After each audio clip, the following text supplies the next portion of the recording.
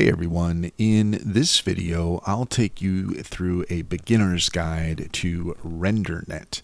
In order to do so, first off we are going to go to app.rendernet.ai and make sure that we're logged in. And once we're logged in, then you should be met with a screen similar to this.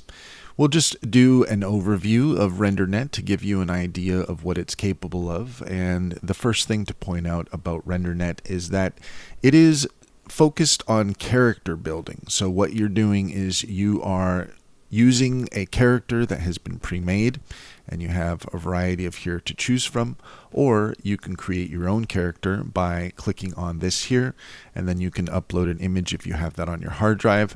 I have already done so. I've got my character here, and here we've got, if you click on the face, then you're going to see that it's going to change the prompt here. In this case, we have our character Magdalena, and she is in the prompt, and we have here, it says, standing on a wooden pier overlooking a river with a prominent bridge in the background. The bridge, likely the Brooklyn Bridge, is visible in the distance with its iconic steel cables and arched structure. Okay, so that gives us an idea of what the result is going to be. However, let's just go ahead and take a look what happens when we click Generate Image with RenderNet. And you'll see here that we are out of credits, and that is because RenderNet does not offer free credits to use their services. So that is something to keep in mind if you're going to come to RenderNet and you're looking for the opportunity to play around and try out their service. Unfortunately, right now they do not offer free credits. So we can take a quick overview of RenderNet and how it functions. However, we won't be able to generate anything ourselves. You can see here that they have a few tiers. They have the free tier, of course, which doesn't offer much. And we've got our basic, our standard, our plus, and our elite. And those are all $7, $19, $39, and $79, depending on what you're interested in. So that's just to kind of give you an idea of what you can expect. It says generating in low priority mode. I'm not sure exactly why it's not letting us at least generate something, but I guess we just simply don't have any credits here. So we'll just kind of take a look here at some of the options. We've got our flux mode, and here you have a variety of other options to choose from. So the flux is the basic one, but we've got our black and white, candid, cinematic, fashion, fine art, horror, neon black, travel. So this will give you an idea of the different styles that you can use. Let's go ahead and take a look at the magic mode. So here with magic mode, adios complex prompts. Write simple prompts and get stunning results with magic mode. So magic mode is only available for subscribers, so unfortunately we won't be able to take a look at that.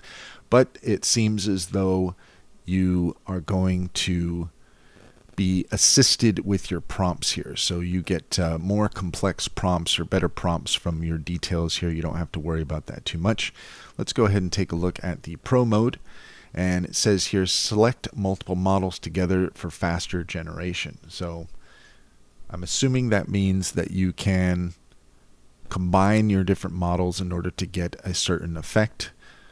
Let's go ahead and go down to the next one here, video anyone. Okay, an image to video tool that brings your characters to life. Okay, so this is a fairly straightforward video generator. I think that this is, you want to enter in your character, probably the character that you have from before, but you can upload an image here, and this is where you're going to be clicking generate, and you get 5 seconds of generation, and that's what you can expect there with the video generator.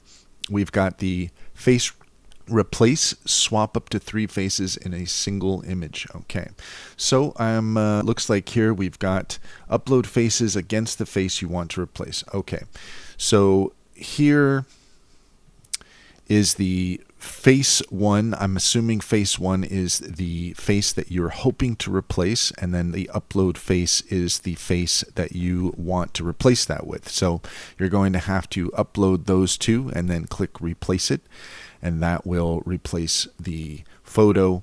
So that's kind of a neat option there.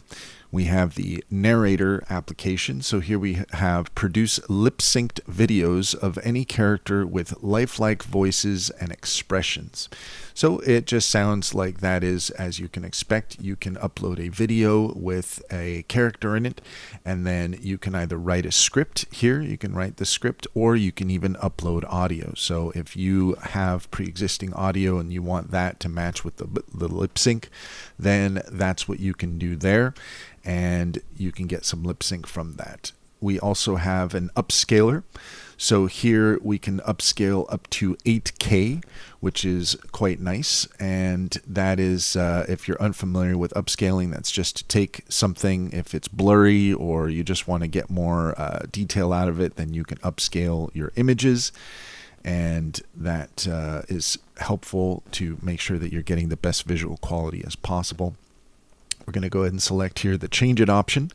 So change image elements as per your needs. Okay, so this is essentially in painting, it appears. So what you can do is you can take an image and then you can change certain qualities about it. So if you have a brunette woman here, you can basically make her hair blonde.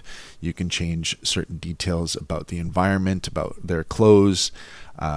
Looks like here they have some details. So what to change? Specify only one element in the image. Okay, so you are actually specifying here. We want to change her jacket, and we want to change that to a yellow jacket. So if we wanted to change her jacket, then we can do that by entering that there. And then here you can click change it, and you will see here an example of what the results will be like. So in this case, we wanted to change the white jacket to a yellow jacket, and that is the result there. Let's take a look at the True Touch function. And you can see here that we can enhance the realism of AI characters and upscale. Okay, so this does seem to be similar to the upscale function here, but essentially what it is like if you have an image and you want to enhance the realism of the character and upscale them at the same time, then you can do that. So maybe you have a picture of something that's animated, or maybe it's just a blurry picture, then you can use that and it will make it more realistic and upscale it. So not too far off from what it's doing with the upscale over here, but I guess it's just a little bit if you actually want to make your character seem a bit more realistic. So then you have the scale factor. Okay, so you can move the slider to set the output image size. Okay, so if you want to change the size of it, that is that's what that slider there is for. And then you can click enhance when you're done. Finally, we'll take a look at the prompt generator here, and here you can change the functions of change certain parameters here. This is in order to create a specific influencer or image of a person that you want.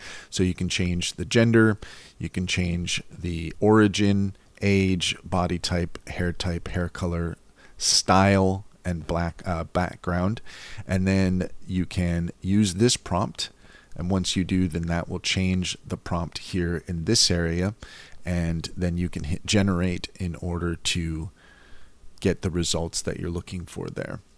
So that gives us a basic idea to what you can expect with RenderNet. As stated, it seems to be more focused on character creation and putting characters in specific situations. So if you're looking to build an AI influencer, then this is the platform for you.